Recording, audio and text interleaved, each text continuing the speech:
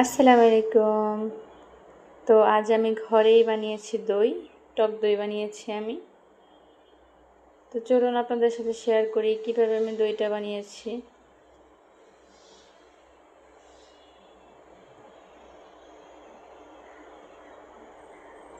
তো প্রথমে আমি দুধটা জাল করে নিয়েছি।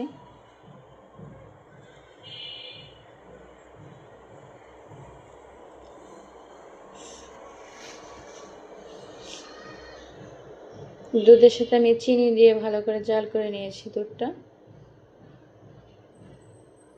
তো আমি এখানে 1.5 কেজি পরিমাণ দুধ দিয়েছি।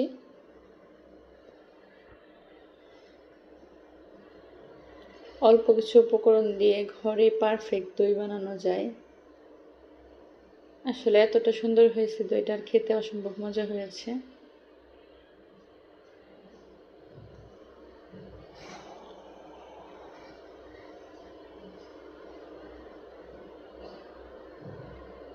বাহিরের কেনা দই খাওয়ার চেয়ে ঘরে এভাবে করে সবাই দই বানিয়ে খাবেন, এবং এভাবে করে দই বানালে যে অনেকটা মজা হয়।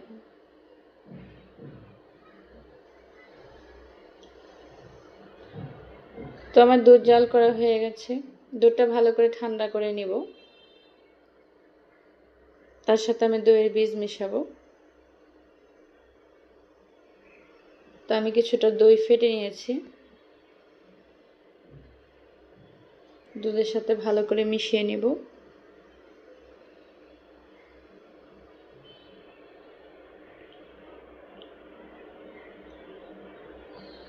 তো আজকে আমি দইটা বানিয়েছি, নতুন মেশিন আনছি, তো ওইটা দিয়ে আমি দইটা বসাইছি। তারপর দইটা একদম পারফেক্ট হয়েছিল।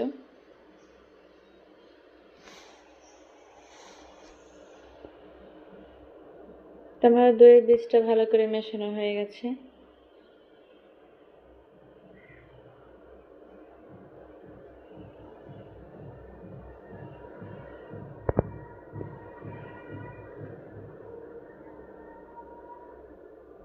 ভালো করে মিশিয়ে নিয়ে আমি দুধটা একদম ঠান্ডা করে নিতে হবে। তো বন্ধুরা, দুধটা গরম থাকলে দইটা ভালো করে বসবে না, দুধটা কেটে যাবে। দুধটা ঠান্ডা করে আমি দইয়ের বীজটা মিশিয়ে নিয়েছি। তো এখন আমি মেশিনে বসিয়ে দিব। আমি 6 ঘন্টা রেখেছিলাম, দইটা একদম পারফেক্ট হয়েছে। তো আমি বসিয়ে দিয়ে 6 ঘন্টা পর আবার আসি।